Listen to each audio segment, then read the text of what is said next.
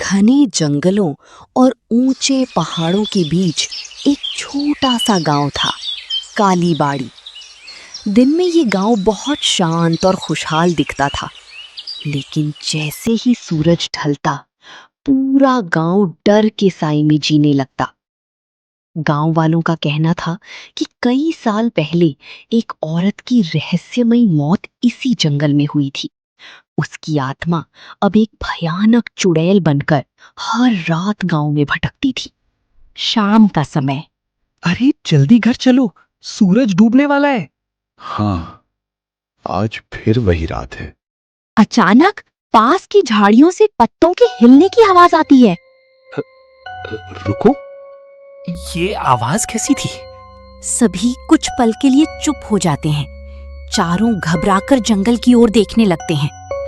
शायद हवा होगी, या फिर वो आ गई। दूर जंगल की तरफ से किसी औरत की हल्की सी हंसी सुनाई देती है। तुम लोगों ने भी सुना? अब एक पल भी यहां मत रुको, सब अपने अपने घर जाओ और अंधेरा होने से पहले दरवाजे बंद कर लेना। याद रखना, रात में कोई भी आवाज दे, दरवाजा मत खोलना। चलो जल्दी। सभी गांव वाले घबराकर तेजी से अपने अपने घरों की ओर भाग जाते हैं। कुछ ही देर में पूरा गांव सुनसान हो जाता है। रात होते ही लोग अपने दरवाजे बंद कर लेते। कोई भी घर से बाहर निकलने की हिम्मत नहीं करता।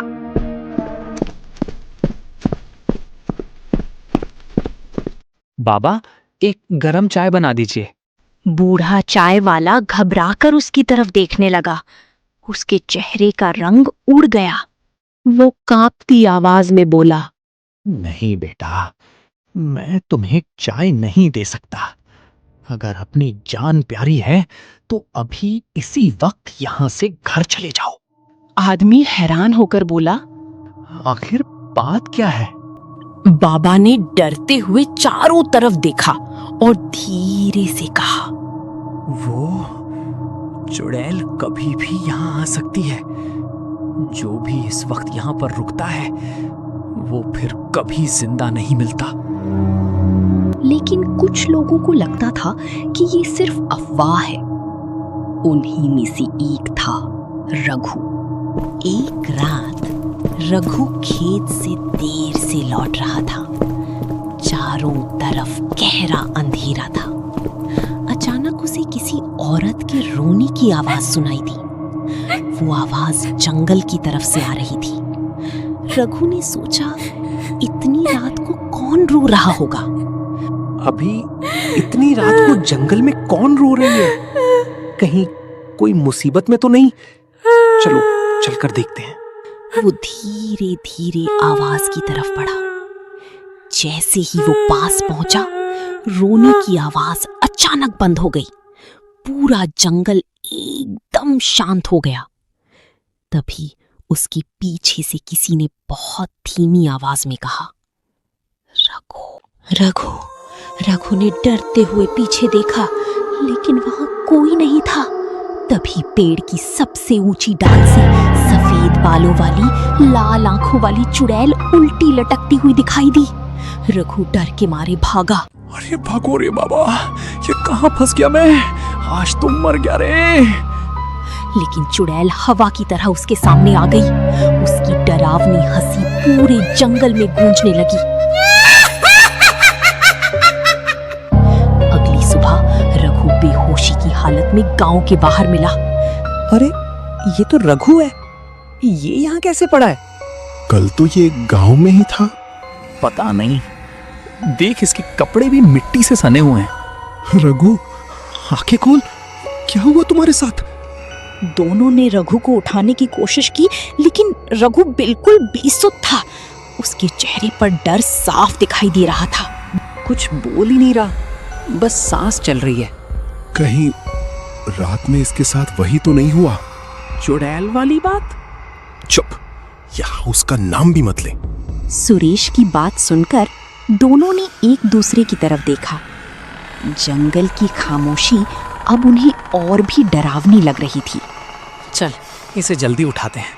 हाँ, इसे लेकर घर चलो, यहाँ एक पल भी रुकना ठीक नहीं। उस दिन के बाद हर रात कोई ना कोई अजीब घटना होने लगी। कभी गायें गायब हो जाती, कभी घरों के बाहर अजीब निशान मिलते, कभी रात में खिड़कियां अपने आप खुल जाती। लोगों को लगता जैसे कोई उन्हें अंधेरे से देख रहा हो। बेटी, आज रात किसी भी हालत में घर से बाहर मत जाना। लेकिन माँ, क्यों? क्या हुआ है? कल रात मैंने आंगन में किसी को खड़ा देखी थी, बिल्कुल तुम्हारी तरह दिख रही थी।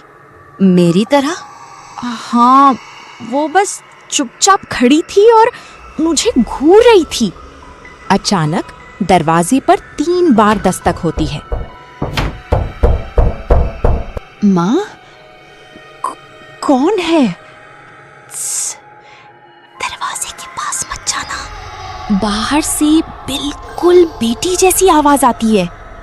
माँ, दरवाजा खोलो, मैं बाहर हूँ।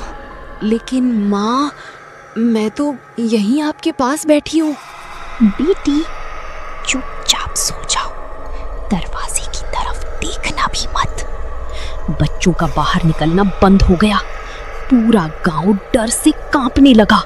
एक रात गांव का लकड़हारा भीमा जंगल गया। उसे लगा कि वो जल्दी लौट आएगा, लेकिन जैसे ही उसने लकड़ी काटनी शुरू की, उसकी कुल्हाड़ी अपने आप दूर जाकर गिर गई। फिर पेड़ों के पीछे से किसी औरत की हंसी सुनाई दी। भीमा ने इधर उधर देखा। अचानक उसके सामने वही चुड़ैल खड़ी थी। उसके लंबे बाल जमीन तक थे, चेहरे पर भयानक मुस्कान थी।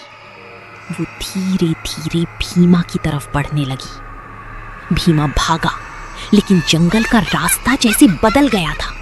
हर तरफ वही पेड़, वही अंधेरा और वही डरावनी हंसी। इसी तरह वो जान बचाकर गांव पहुंचा। अब पूरे गांव को यकीन हो गया कि ये कोई साधारण बात नहीं। गांव के बुजुर्गों ने पंचायत बुलाई। सबने मिलकर फैसला किया कि अब किसी ऐसे व्यक्ति को बुलाना होगा जो इस चुड़ैल से गांव को बचा सके। किसी ने पास के पहाड़ों में रहने वाले एक प्रसिद्ध तांत्रिक बाबा का नाम बताया।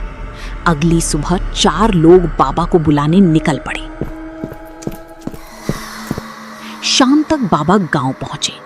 उन्होंने पूरे गांव का निरीक्षण किया, फिर जंगल के किनारे जाकर आंखें बंद की। कुछ देर बाद उन्होंने कहा, ये बहुत शक्तिशाली आत्मा है, लेकिन इसका अंत आज ही होगा। बाबा ने गांव वालों से कहा कि रात होने से पहले जंगल के बीच एक बड़ा हवन कुंड तैयार किया जाए। साथ ही किसी भी हालत में कोई व्यक्ति डरकर भागे नहीं। आधी रात की पूजा। आधी रात हुई। चारों तरफ घना कोहरा फैल गया। बाबा ने मंत्र पढ़ने शुरू किए। हवन की आग तेज होने लगी। अचानक तेज आंधी चलने लगी। पेड़ जोर जोर से हिलने लगे। जंगल में चुड़ैल की भयानक चीख गूंज उठी।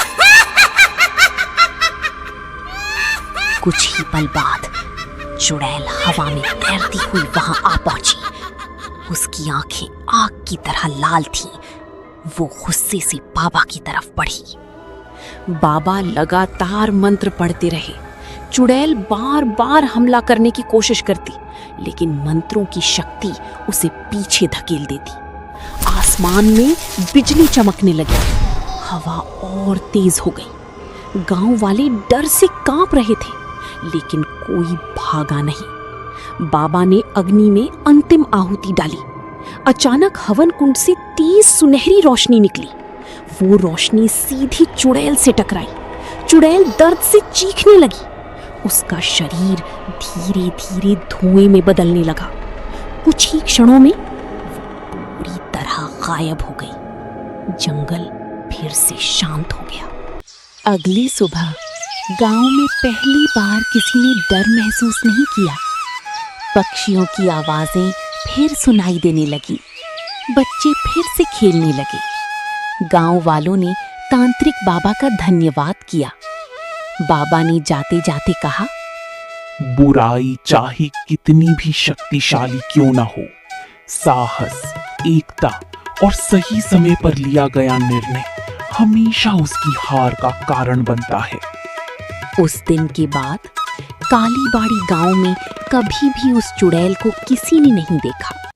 लेकिन आज भी जब अमावस्या की रात आती है, लोग उस पुरानी जंगल की तरफ अकेले जाने से बचते हैं। कहानी समाप्त। अगर इस कहानी ने आपको जरा सा भी डराया हो तो वीडियो को लाइक करें, अपने दोस्तों के साथ शेयर करें और चैनल को सब्सक्राइब जरूर करें, क्योंकि यहाँ मिलती हैं सबसे खौफनाक और रहस्यमयी कहानियाँ। अगली कहानी तक रात में अकेले मत घूमना। Welcome to the dark